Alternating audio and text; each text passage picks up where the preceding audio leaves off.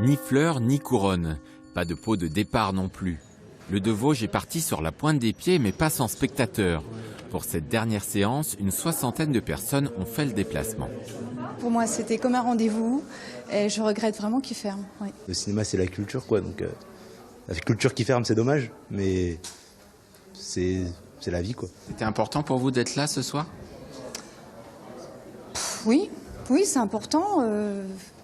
Mais en même temps, les gens sont pleins de contradictions parce que les Dijonnais regrettent que ce cinéma ferme, mais en même temps, les gens ne venaient pas, donc voilà.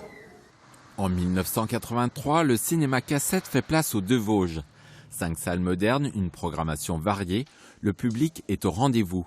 25 ans plus tard, face à la concurrence, le cinéma change de registre, il est classé art et essai. Le De Vosges s'inscrit alors réellement dans le paysage culturel dijonnais.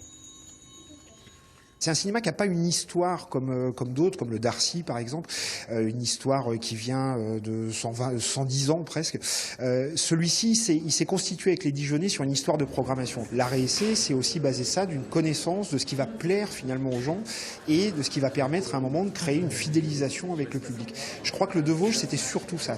Une programmation et des avant-premières nationales, comme en 2015 avec Un Français, interprété par le Dijonnais Alban Lenoir. Ce film relatant le parcours d'un militant d'extrême droite avait alors fait polémique. On s'est retrouvé à être la seule avant-première nationale du film. La sortie du film était sous haute tension. Donc on a fait, oui, effectivement, une avant-première très très lourde et très riche, puisqu'on a fait 695 payants. Le cinéma fait 715 places. C'était un dispositif exceptionnel qu'on n'a jamais eu autre part, enfin en tout cas moi que j'avais jamais connu et qu'on n'a jamais retrouvé. Clap de fin donc pour le De Vosges, mais les amoureux d'art et essai ne sont pas pour autant orphelins. Sur Dijon, il leur restera encore l'Eldorado.